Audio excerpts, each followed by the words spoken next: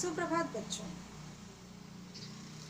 आज हम अध्ययन करने जा रहे हैं पद्य छह गिरिधर नागर का, जिसके रचनाकार है संत मीराबाई।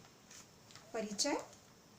जन्म 1516 जोधपुर राजस्थान और मृत्यु 1546 द्वारिका गुजरात।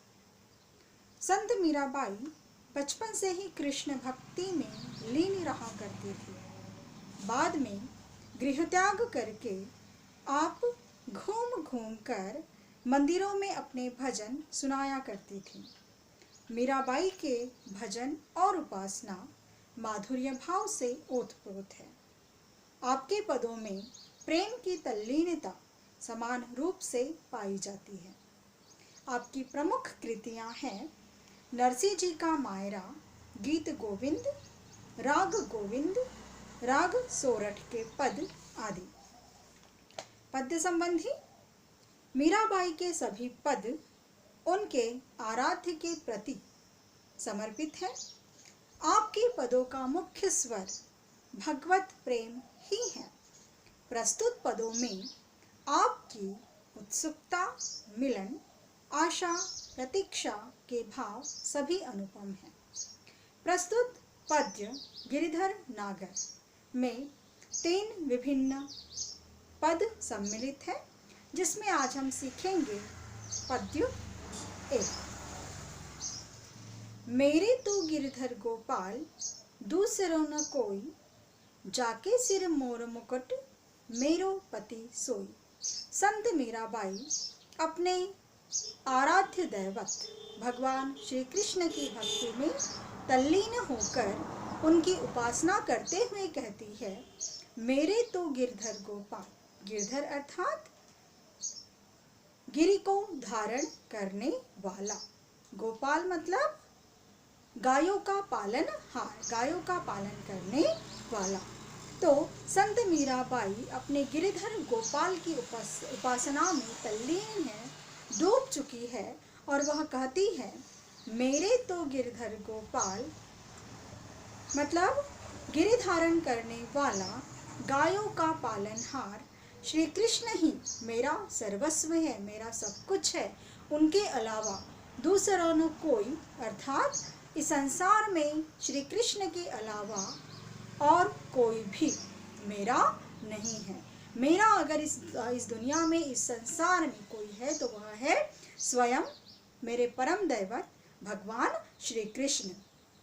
जाके सिर मोर मुकुट मेरो पति सोई, जिन्होंने अपने मस्तक पर मोर मुकुट, मयूर पंख से सुशोभित मुकुट धारण कर लिया है, वह मेरे पति है। सोई अर्थात होना, वही मेरे पति है, वही मेरे स्वामी है। तो इन 2 पदों का अर्थ हम दोबारा जानेंगे। मेरे तो गिरधर गोपाल दूसरो न कोई। संत मीराबाई अपने आराध्य दैवत श्री कृष्ण की उपासना करते हुए कहती है, मेरे तो गिरधर गोपाल अर्थात गिरि को धारण करने वाले, गायों के पालनहार श्री कृष्ण ही मेरे सर्वस्व है, मेरे सब कुछ है। उनके सिवा मेरा इस दुनिया में दूसरा कोई भी नहीं है। जिन्होंने अपने सिर पर, जिन्होंने अपने मस्तक पर मयूर पंख से सुशोभित मुकुट धारण कर लिया है, वही मेरे पति है, वही मेरे स्वामी है। छांडी दई कुल की कानी, कहाँ करी हो कोई। संत मीराबाई आगे कहती हैं, छाड़ी दई अर्थात छोड़ देना, कुल घराना वंश, कानी मर्यादा।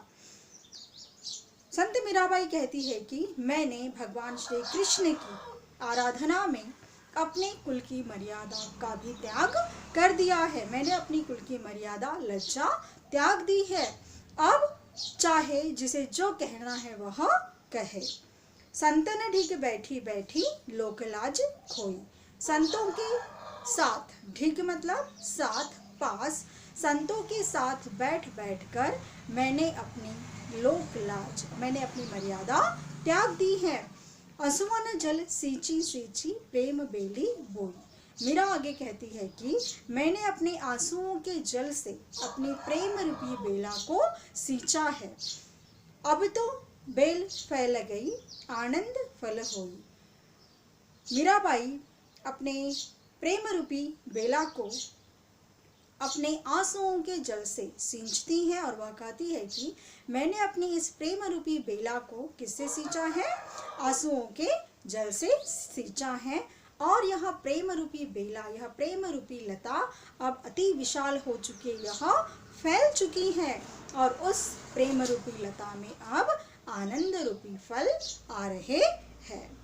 दूध की मथनियाँ बड़े प्रेम से बिलोई। जिस प्रकार दूध को बिलोकर मक्खन निकाला जाता है, उसी प्रकार मैंने मथनियाँ अर्थात